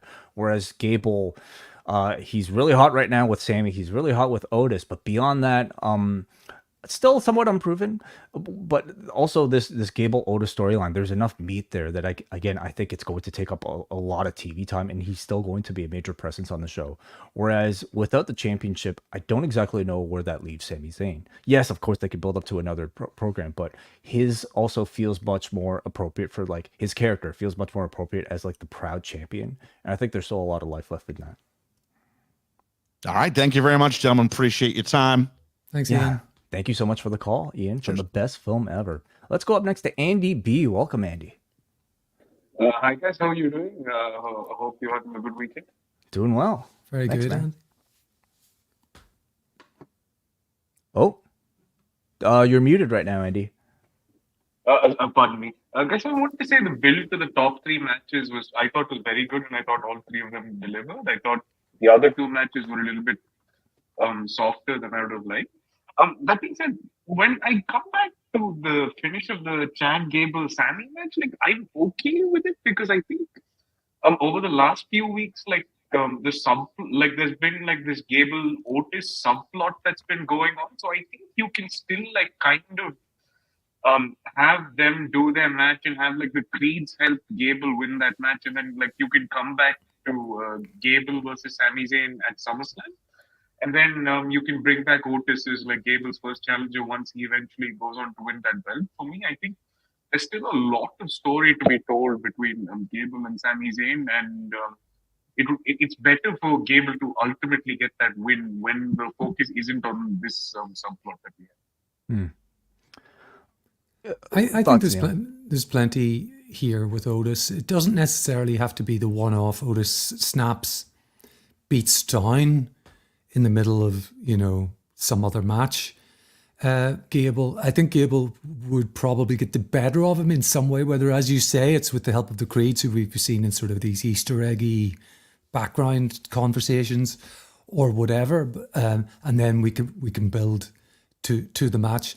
I think, yes, then they have to go in some other direction after that, but that's always the way of these things. So, yeah, those are my thoughts. Yeah, I would agree for the most part, except I don't know if I could see another Gable Sami Zayn match at this point. Just like, because of the sort of motion that Sami gave at the end. Also, we've seen these two intertwine for a long time now. It's been almost half a year, right? I'm kind of ready to see what Sami Zayn can do outside of this, Chad Gable universe. As much as I've enjoyed him within it, again, I just think there's a lot more interesting out there for Sami Zayn to defend his championship against another heel threat that maybe we could use the elevation. So I would just maybe push back on that, perhaps being a result. But I definitely think there's a lot more life to Gable and Otis still. Yeah. Any other thoughts? Do you guys think that Drew not getting the belt means that it's the end of the road for us getting like a CM Punk world title reign in WWE? Because I think like you doing the story of CM Punk as like this old fragile figure doing like one last chase for the title is ultimately where I'd still see the money at. Almost like Terry Funk winning the ECW title in like '98 sort of thing, where it's like this big symbolic moment for this fan base who's grown up with this guy to get that like big world title win at the end. I could imagine that the title still figures. We could be headed in some way for a triple threat with these three. There are ways to keep the title in the picture, but my sense is that the feud between Punk and Drew doesn't need the title. We spoke about this a little earlier. I think it's just so hot. It doesn't need a title attached to it. And I don't also think, and we all hope that Punk stays healthy, that means it's the end of the road for any hopes of another world title reign for Punk. Hopefully he's got a couple more years at least in him, all being well. With 2 championships, I certainly think you're going to eventually see CM Punk challenge for the world championship, and I don't think I think there's a very good chance he continues to, like, he could hold one of the two championships at one point. But like Neal said, like, it's more to me. Well, okay, we do have to mention he's somewhat untested in terms of durability and longevity. But also, I think he's big enough that he's almost bigger than the championship in many cases. And if you're trying to promote a main event, it might be just a case of like spreading the wealth and is putting the championship on Punk. Does that take away from the rest of your show? Is CM Punk even a full-time guy that's going to appear on all of these shows? Therefore, does he need the championship to maximize your use of him? These are all, I think, bigger questions that we'll answer later on. Thank you very much, Andy, for the call, as always. Let's actually go to Scotland right now and to Sean, who's calling in. Sean, are you there? Hello, Sean. Cannot hear you right now. Sean, if you're there. I am here. Hello. There Hey, we Sean. go. Hey, Sean. Hello. Sorry, Hey, I'm Sean. literally just in from the show. Oh, excellent. Yes. Had to drive back through to Edinburgh, but that's me. That's me back. You made good time. Yeah. Yeah. Very quick getting out the hydro. It was very busy, very loud. I'm sorry if I'm shouting at this point. My ears are still adjusting, but I'm interested to. So I've only just tuned in just now. How did it come across sound-wise? Obviously, we've had the Leon show recently and a few other things that have been very, very loud. That's certainly the loudest show I've been to. How did it come across? Well, you guys rated, you should know, Sean, that you contributed to a rating of 106 at least. On the live and loud meter. So that, to my knowledge, because it's the first time we've had the live and loud meter, that to me is a record. So you should be proud of that. Good. It came across really well. I think it probably came across even louder with boos after the main event. How was that? There was contrast. There was a lot of booing, but there was obviously CM Punk fans. But I don't think it went down well with those who were chanting CM Punk. There was a lot of boos going down the escalators and stuff coming out of the arena. But I think despite the sour note it ended on, I think a lot of people will still look back on it as being a very, very positive show. I've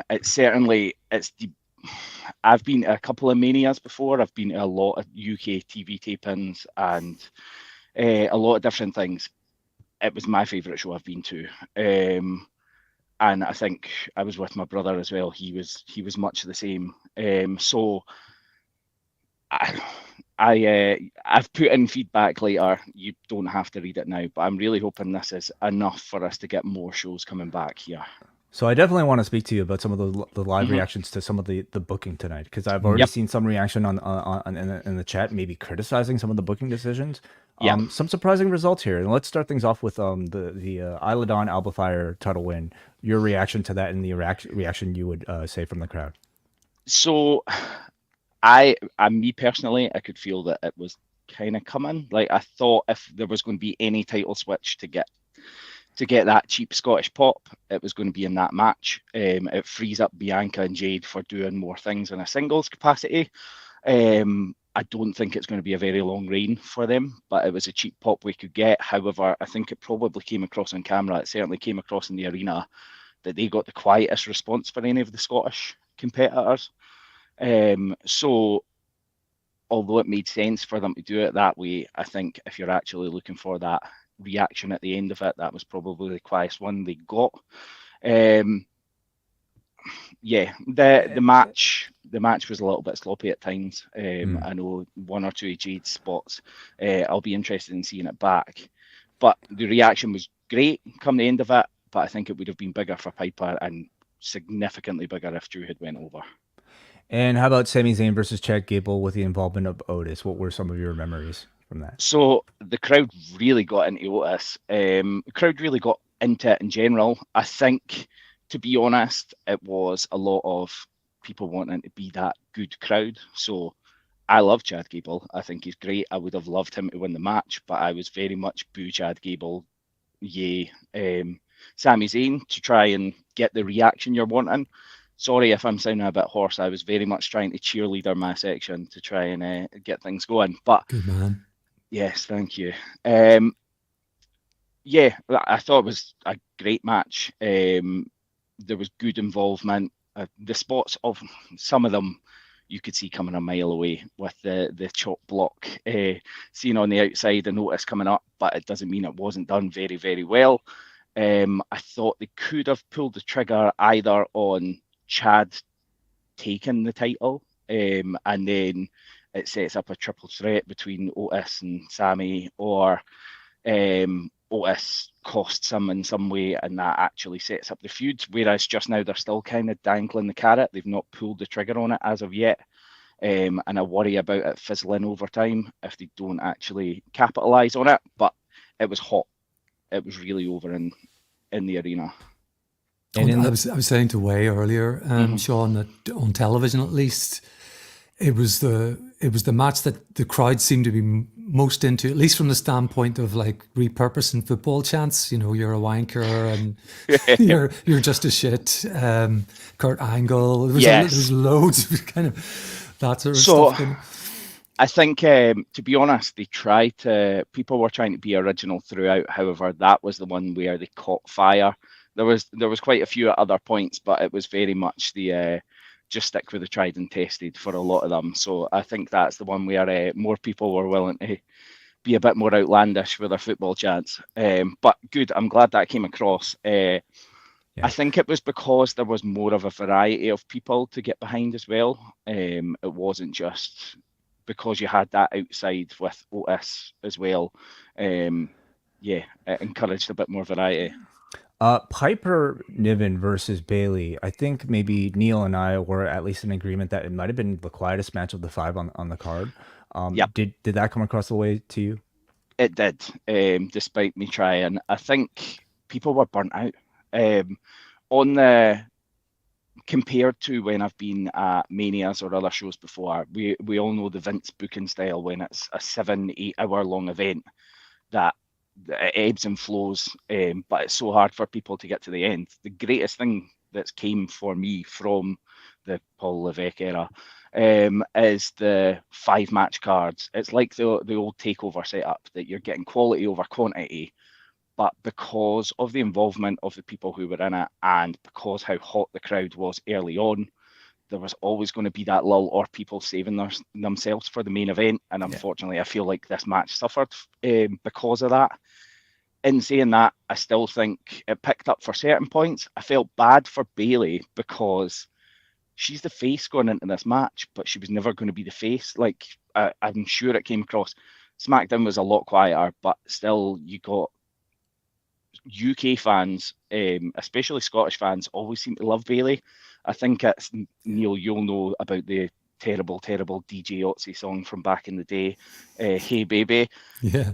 It's too easy to sing Bayley to that. So Bayley's always over, but when you're going against a hometown hero, and even if you're a face, it created a bit of an awkward atmosphere that I think people weren't necessarily wanting to get behind booing Bayley, but didn't want to cheer her either. So I think that led to more people sitting on their hands than actually getting engaged. I don't think the match massively suffered for it. I think Chelsea Green, for me, is a great performer and people don't make enough of her. But she was fighting a losing fight trying to get her heel stick across while backing Piper. I did think it was a great spotter coming out with a mask, and you could clearly see Lil Nate saying, "Everyone knows it's you." I think that got some giggles in the crowd. So she is very funny. I think in some of the bigger moments in arena, it maybe doesn't work, but on the countdown show, she joined the panel for a little while, and I found her absolutely hilarious. Like, so that was in the arena. I was there for the majority of the time. For some reason, they had slight audio for the pre-show, but you could hear like every 6th word. I don't understand it. You could hear all the segments in between. So anything that was like pre-recorded that was airing, you could hear that, but you couldn't hear the conversations with. I know it was Kevin Owens and Big E on for a lot of that panel, but for some reason they just, unless you were directly behind them, you couldn't really hear what was going on. So unfortunately, I missed the Chelsea involvement from there. But back to the match. I think I hope it didn't suffer too much. I know the ending, like the crucifix bomb, Mhm. the finish kind of came, like, I don't think anyone Out of was nowhere. expecting that to be the finish. Yeah, that's, I can't remember Bayley finishing a match with that. It was interesting. I'd like that to be involved in a repertoire more, but I think that led to it being a bit more flat as well. Lastly here, the main event might be, the result that I think people will be debating the most. You already kind of alluded to it. Drew, this is his second time losing at a Clash at the Castle in the main event. Your thoughts on the booking at the end here, and do you think this hurts Drew McIntyre's drawing ability for future returns? Draw, no, I don't think so whatsoever. Drew's over like Rover over here. The fact that I know he done an ICW show yesterday, there's so much going on. Like, the fact that he is an established superstar. He's the first Scottish champion we ever had. He's always going to be able to draw. It's unfortunate when he's made such a concerted effort and concerted push in the media over here that it fell flat coming to the actual result. But I understand it when Damian Priest so short into his run. From a booking standpoint, I understand it setting up this sets it up for the Punk Drew match being so much more. It was always going to be a hot angle between them. The to and fro they've had on social media has been exemplary most of the time, but it felt like Vince booking, that you're coming out of the arena flat when everything's been so high leading up to it. Everything, you could see it coming. I knew it was coming, but unfortunately, being that cheerleader trying to get people in there, I worked myself into a shoot that I came out angry despite knowing what was going to happen. Also, I don't know how much it came across, but it was pictured earlier today. I got sent it by multiple people that CM Punk was in a Celtic shop looking to buy Celtic merchandise. Obviously, Drew McIntyre being a huge Rangers fan. By the way, yes. Press conference, CM Punk. He's wearing the zip. I've been sent it multiple times as well. Yeah. I am a Hearts fan, so I don't care for either of it. That's why I'm glad that there's rumours of, well, Drew said it on mic after SmackDown that he's looking to try and get them to come back to Scotland and go to Murrayfield in Edinburgh as opposed to either of any of the Glasgow places. We do actually have a castle in Edinburgh as well, so it makes more sense. But I understand the booking long term, it's great, but in the arena in Scotland, in the hometown of the guy that everyone wants to win who's in the building, it sucks. So your reaction, Sean, and your feeling right now, which I think you very effectively conveyed, and I'm sure represents a whole lot of people who showed up, was exactly how I felt leaving Elimination Chamber last year when Sami Zayn lost to Roman Reigns. I can so appreciate that they've managed to create these like very strong like home territory baby faces that you really think have a real chance of winning and taking the championship out of their long-term champions. But the fact that they're not afraid to give you that disappointing result for the sake of what you would hope to be a longer story that they're trying to tell, I can appreciate that much more, because I'm sure there's a ton of pressure for everybody, to feel like, are we dropping the ball? Are we losing, potentially a bigger baby face in either Sami Zayn in Montreal or Drew McIntyre in Scotland by them not winning? But like you said, Sean, that's why I led off by asking, do you think Drew's drawing power is diminished? And by your own admission, you don't think so. No, I wouldn't think so. The fact that he's won now, well, he reminded everyone last night that he's won 3 world titles. They've not been stellar reigns, but I think everyone expects that there will be at least one further down the line. I don't think this is the make or break moment that it might have been missed. Also, it's very different circumstances. I totally see where you're coming from, with the Montreal situation. The difference is Roman had that title for 18 months, 2 years at that point in time. Damian Priest is in 2 months, and it's almost, if you switch the title tonight, it's going to be more detrimental to him than it is to Drew losing here. So as sore as it is for that hometown crowd, it totally makes sense. What I don't understand is the possible, like, the seeds of doubt they've been bringing in with Damian going face before the timing of it going into this show, when you know he's going to be over as everyone's going to be treating him as a heel in that arena. So it almost diminishes a little bit of what they've done.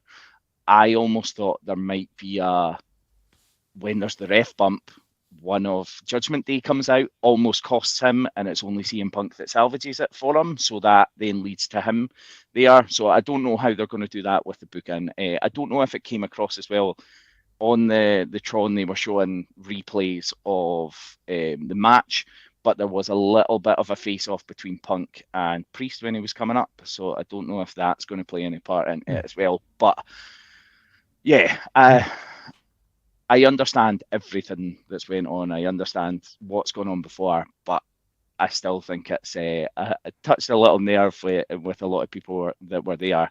In saying that, as I say, I thought it was a great show. I hope on watch back it comes across as well as it did there. It did at the moment. Yeah, 100%. but it did. Yeah, good. Sounds like you had a great time, and again, thank you for taking the time, rushing home, and giving us a call and giving us a really great live report. So thank you very much for that, Sean. Thank you. It's been awesome to be able to actually call in at a normal time. Neal, you know all about it. So yeah, unfortunately, I don't think you'll see me too much in the future, but I'll try and be involved as much as possible. So thank you very much. Thank you, Sean. Thanks, Sean. All right, that was Sean from Scotland. Let's go up next to Muggin, and we ask everybody who's still on the line to hopefully condense your thoughts as best as you can, because we are running against the clock here. Let's go up next to Muggin. Your thoughts, Muggin, on today's show. Slide whistle? Yeah. That, I'm telling you, it was like deflating a balloon. Okay. Twice now. Oh, I wasn't sure what that was supposed to be, but okay. Deflating a balloon. I mean, look, okay. I mean, I wasn't thinking like there was going to be a Scotland sweep throughout the entire show, because I was so certain that Drew was going to walk out of Glasgow as world champion. Yeah. But I was an idiot for thinking that. I had to fight people on Discord about it. Not this one, another one. Because I was pretty angry. In fairness, Megan, I thought he'd win as well. By this morning, going into knowing that I was going to watch the show, I thought Drew's got to win, because in the beginning I thought, yeah, CM Punk interferes. He's going to. That's what's going to happen, and they worked me. I got worked. I thought CM Punk's not there. He's they're going to just do the straightforward thing. No Judgment Day. Judgment Day being banned from ringside, Neal. Sorry. All the above. No, not at all. I'm agreeing. Judgment Day being banned from ringside was a Trojan horse. In weight, it was a Trojan horse, and Punk came out of that Trojan horse to basically to screw Drew again in his home country. So like which finish was like? Let me ask you this: which finish was worse, this one or the one with Roman Reigns in Cardiff? Which one was worse, as far as Drew like coming up short? Well, I wouldn't necessarily call either one worse. Like, look at what Drew McIntyre has built off of that loss in Cardiff. It made his career. It gave him like an identifiable trait that like served as the basis of this heel character that has brought him to the greatest success of his entire life. And I have a feeling he's going to use this as similar motivation to take himself to the next level. I mean, we are meant to feel deflated at a result like this, but this is the intended effect of the story. And I think for the Drew McIntyre character, this only elevates him. And at the same time, too, like, coming out of it, who's the bad guy in the situation? First of all, Drew puts Punk on the shelf after the Rumble. Okay, Drew wins the title in WrestleMania, and he rubs it in Punk's face, and then Punk gets back at him, and that allows Priest to cash in. Now, this time Punk gets back at Drew again. This time in Glasgow, of all places. Yeah. The heel who's is the bad guy in this situation. Like, I mean, like that was my thought process after the bell rang. It's like, okay, they screwed Drew twice in the UK, and now how do you who's the bad guy in this scenario? Like that's a really has me so confused. The bad guy is whoever the crowd dislikes more, and in most places, I guess where WWE takes place live, that's going to be Drew McIntyre because people love CM Punk. Granted, because he's been it all started with Drew putting him on the shelf back in January. That's where it all began. Yeah. But it would be ridiculous for that. It would be ridiculous at this point to do a double turn, considering how much, we all know Punk is a great heel. That's a given. The Drew McIntyre babyface run is definitely coming. I don't know if it'll be against CM Punk, but it's possible. We don't even have an indication when Punk is going to come back yet.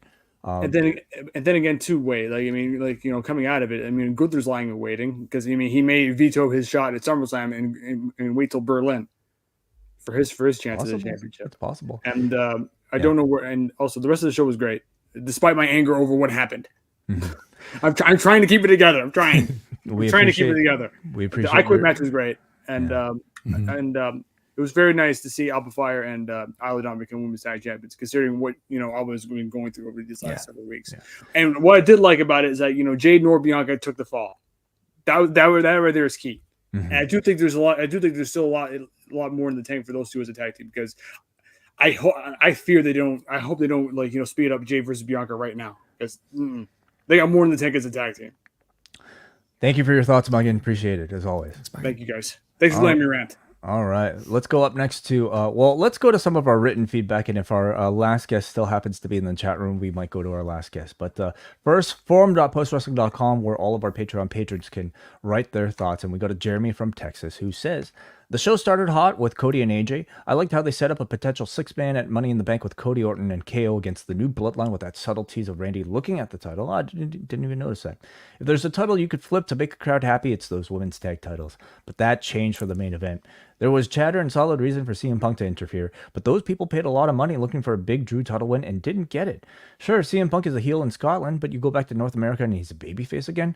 I get furthering a storyline, but you probably had a lot of unhappy people in that arena. Like most of these recent PLEs, a solid show, but I would have hated to have been at this show with that conclusion. Okay.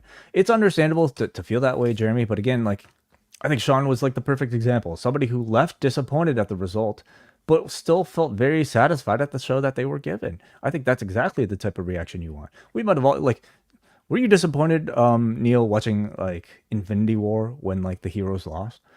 Children, I'm sure were. I'm sure kids were disappointed when the Empire Strike Back ended with Luke's frozen in carbonite, but we all had enjoyed the rest of the show enough to want to come back to another time. And I think in wrestling, again, so much of this is probably from damage of the Vince era, where a hometown babyface would have lost without any real follow-up result. Yeah. I think these booking decisions, like Sami in Montreal, Drew here repeatedly in Wales and also tonight, are done for a bigger purpose. Yes, agreed. And I think with Sami and with Drew, they definitely have plans for like Sami, with Drew, they have plans for him. Big plans, so they don't necessarily hinge on the title or the as wonderful as it would have been for the crowd that one night ecstasy, of the hometown boy coming and winning. Let's go up next to Dr. Alex Patel, who says, I feel sorry for anybody who paid money to attend this event just to see Drew come up short again. For the amount of money that fans paid, I'm not sure you could trick them into a third pay-per-view main evented by Drew next year. We shall see. That'll be very interesting. Certainly, he's under a new contract, and I think with that will come repeated returns to this part of the world for future clashes at the castle. Something tells me that he'll be just fine, especially if he's going to be a babyface for one of those events. I think there'll be just as much interest. Okay, let's go lastly to Brian in New Jersey, who says, I enjoyed the show overall, but at the end of it was a shart for that crowd. Heck of a main event, though, with Priest working through that injury, and I hope he's okay afterward. Cody versus AJ wasn't as good as it was in France, but it was still a spectacle. Michelle Rubio should be in contention for best non-wrestler character this year. Good work from Bayley and Niven, as well as the Gable Sami collective, but I thought the women's triple threat tag match fell apart. Okay, thank you guys for your written thoughts. Let's go lastly, if this person is still here, to our last phone call and last feedback of the evening. New Jersey, are you there? Can you hear me? Can you hear me? No, we cannot. Hey, man, did you even watch the show today? I did. I'll get to my thoughts in a second. But Neal, great to see you, man. You're a shining light in this vessel of life. As are you, Brandon. Thanks. Doing any lawn mowing today? Nah. I got Yeah, I got one of those those stand up riders now. So because I have a big Oh, wow. So, yeah. You So, and a stand-up rider. That's like I'm intimidated just thinking about it. nothing That's but awesome. vibes. I got the headphones on, just cutting away, listening to your dulcet tones. Amazing. Yeah, it's nothing relaxing. I know you're running late. You got to get out of here, but nothing more relaxing than just cutting grass and your own thoughts. And it's I don't know. To me, I think it's great. It's like long walks too. But anyway, to the show. No offense to the gentleman earlier that called Mark Madden, but you don't pull the trigger on in Glasgow of all places with Chad Gable and Sammy. But you got to save that for. With Otis, you got to save that for a bigger venue, right? You got money on the table. I think you're a lot more. You're offending a lot more than just our callers with a comment like that. But I understand what you're saying. Sure. Yeah, you can't pull the trigger. I think they know there's more to be squeezed out of the Otis and Chad's thing. So yeah, they'll do it when the time is right. Hopefully they won't overweight to do it. Not a word, but you get what I'm saying. Doubt. And I love the first match. Cody and AJ have they had such great chemistry. The way that match went off, it was good. It was chef's kiss. I got why did I say that? But I thought it was a fun match. The two matches they've had so far have been and it's been an incredible feud. It was a chef's kiss. Which is no diggity, no doubt. All the review you need. Yeah. Okay. That's it, man. Anything else to add? Love you guys. Hope you have the rest of your night. I got a date at Costco, so wish me luck. Wow. Okay. Yeah. Enjoy the hot dogs. Rotisserie chickens. Don't forget to pick one up. Are hot dogs a sandwich, Brandon? Don't answer that because big question there. All right. Goodbye, guys. Thank you very much. Thank you very much, Brandon. And thank you very much, all of you, for listening to us right now. A John Pollock-less edition of our WWE post shows. But nonetheless, we tried our best here. And I have to especially thank Neal Flanagan, our man, for being a great partner, riding shotgun. Neal, where can people hear more of you? Always a pleasure, Wade. Thank you very much for having me. And people will be able to hear me in a few days because I'll be reconnecting with you and our mutual friend, Jordan Goodman, on Tuesday at 1 p.m. Eastern for the wellness policy. So quick plug for that. Yeah, very excited. It's another wellness policy week. For a lot of people who don't know, Neal regularly appears on our Post Wrestling Cafe network, which is our Patreon side of things. All of these shows are for free, where myself, Jordan Goodman, find a topic every single month to just kind of discuss. And these could be topics related to general wellness, could be just, personal health, could be really anything. And this week, what are we talking about? Growth mindset and self-esteem with a guest who's going to boost that for all of us. Mm-hmm. So that'll be this Tuesday, 1 p.m. Eastern time, here at youtube.com/postwrestling or on the free feed at postwrestlingcafe.com. This weekend, also at youtube.com/postwrestling. It's the return of the NWA podcast. They'll be talking about, I'm sure, all the results from Clash at the Castle tonight, as well as every other major news event and controversy that's taken place in pro wrestling over the past month. Join those guys around 8 p.m. Eastern time here at youtube.com/postwrestling or in the free Post Wrestling feed. On the Post Wrestling Cafe feed this weekend, we got Collision Course coming up tonight, talking about the 1-year anniversary of AEW Collision with Kate from Montreal and John Cena, who themselves are celebrating a 1-year anniversary of Collision Course. So congratulations to those two. And then on Sunday, Bruce Lord will be back for a solo show covering New Japan Pro Wrestling Seoul event, where they'll be revealing the G1 blocks. So a lot of interest there. Thank you so much, Neal, for being a part of this. Thank you, chat room, for being here. Happy Father's Day to anybody celebrating. I'll talk to you guys later. Bye-bye.